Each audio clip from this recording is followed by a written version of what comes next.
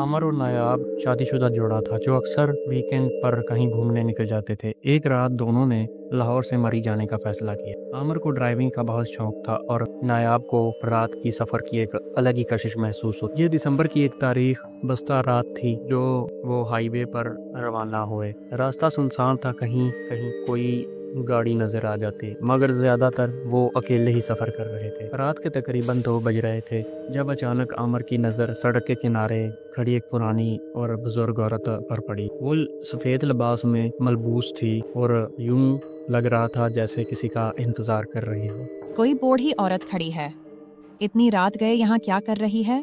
आमर ने गौर से देखा मगर उसे कुछ अजीब महसूस नहीं हुआ। पता नहीं, शायद किसी गाड़ी का इंतजार कर रही हो। इसने कंधे उठाए और गाड़ी की रफ्तार तेज कर दी, लेकिन जैसे ही वो औरत इनके बराबर आई, इसने अचानक आमर की तरफ देखा। इसकी आंखें वो आम आंखें नहीं थी, वो बिल्कुल सफेद थीं।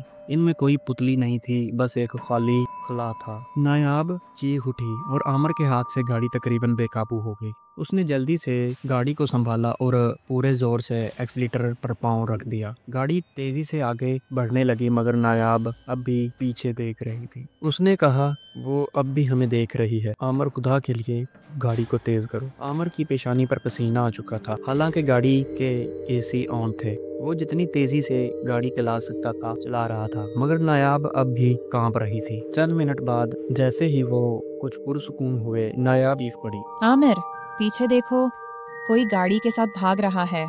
आमर ने आईने में देखा और उसका दिल हलक में आ गया। वही सफेद लिबास वाली औरत, वही बेजान आंखें, मगर अब वो हवा में दौड़ रही थी, जमीन से कुछ इंच ऊपर, जैसे वो गाड़ी के साथ साथ उड़ रहे हो। आमर ने घबरा कर ब्रेक लगा दी और गाड़ी एक झटके से रुक गई। दोनों ने बेयकीनी से पीछे देखा मगर वहाँ कुछ नहीं था। ये क्या था? नायाब की आवाज कांप रही थी। आमर कुछ बोल ही नहीं पाया। इसने दोबारा गाड़ी स्टार्ट की और वहाँ से निकलने लगा, मगर जैसे ही इसने रफ्तार पकड़ी, गाड़ी के पिछले शीशे पर किसी ने जोरदार हाथ मारा। आमर ने झटके से गाड़ी रोकी और दोनों ने आहिस्ता से पीछे देखा। पीछे कोई नहीं था मगर गाड़ी के शीशे पर हाथों के निशान। नायाब रोने लगी। ये जगह मनहूस है आमिर, खुदा के लिए यहाँ से निकलो।